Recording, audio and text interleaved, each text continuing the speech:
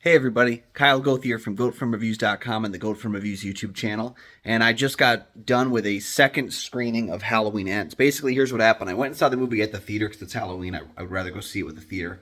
I saw it with my buddy. It's been our ritual to go see the Halloween films, so we went and saw this one together. I left the theater, came home, and had this inclination to watch the film again. So I did.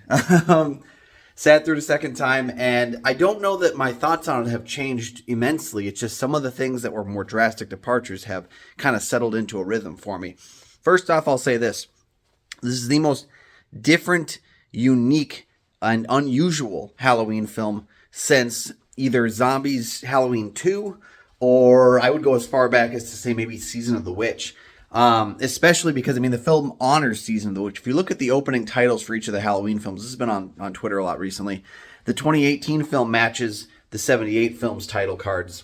The Halloween Kills matches Halloween 2's title cards, and Halloween Ends matches Halloween Season of the Witch's title cards. So you can see that there's definitely like a little bit of homage to each of those films as you go through, and it makes a lot of sense in that way, it goes back to, again, like why retcon if you're just going to homage a lot. But beyond that, the film picks up 4 years later, but we also get some new characters. Basically, Laurie and her granddaughter are trying to just kind of move forward with their lives, which I always found was kind of be an odd thing because she spent 40 years being concerned about him. He came back and did a much larger, more grandiose killing spree, and it didn't and after that you'd think she'd go into hyper mode, but then she kind of didn't. The film goes a different direction. So again, these ideas, I think more of them work than don't. And I still think I love when a film is swinging for the fences, and this one does.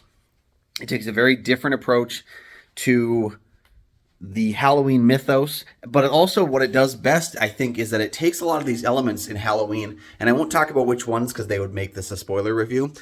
Read my full review later on if you want to dive into that. But what it does with the mythology is that it takes some things that the Halloween sequels hinted at doing, but never did. It was always like they were too scared to do it. So, and most people who are horror reviewers would go out and be like, well, I don't know why you were too scared to do this. And then they did it in this film. And I think most of those people are going to be like, I don't think you should have done this. So take that as you will, I guess.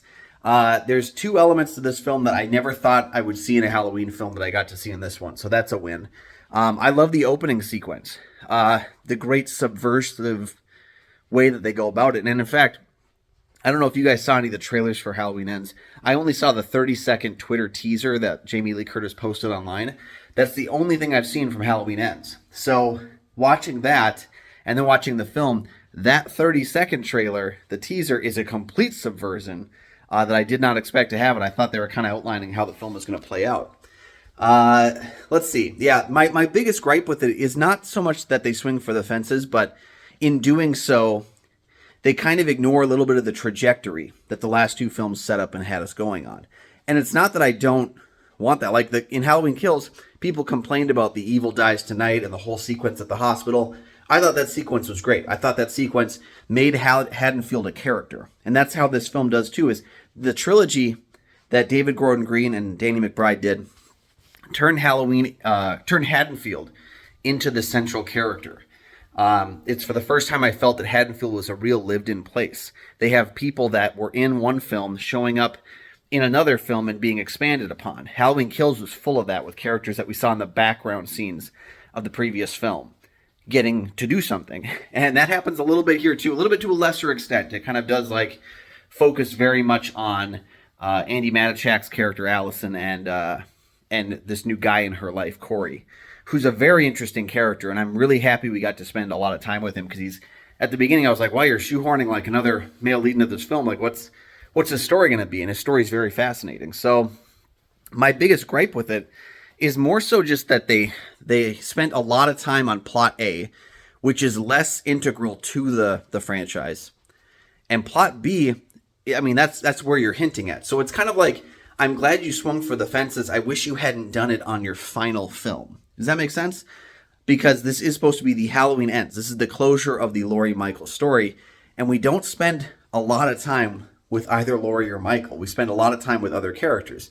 Again, if this had been the second to last Halloween film, I think I'd have been fine with that.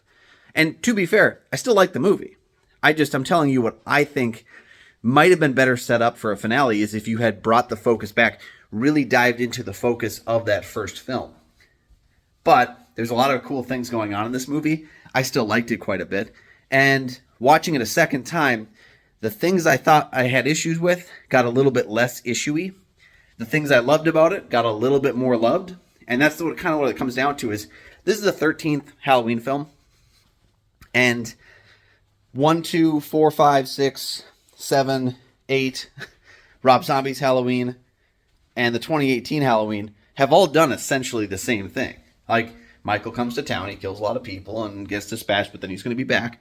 So the fact that we've only had like 3 or 4 films in this group that have actually done something different, I'm going to give credit to. People are always complaining that slasher films are essentially the same film remade over and over again. This one is not. So do with that what you will, but I would say check out the film. If you're not willing to go to the theater, I would say go to the theater and see it with an audience. It's more fun that way. But if you're not in a spending mood, check it out on Peacock. I think just support the film because we don't often get a trilogy of horror films greenlit and to be made with one director's vision as a through line. We don't get that.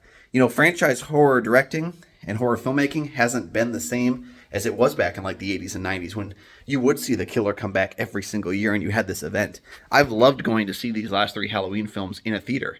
Prior to that, I'd only seen the original during a re-release and Rob Zombie's film. Hadn't seen any of the other ones in theaters. And so this was, I will always be there, front of line for Halloween. It's one of the most influential horror films in my own youth.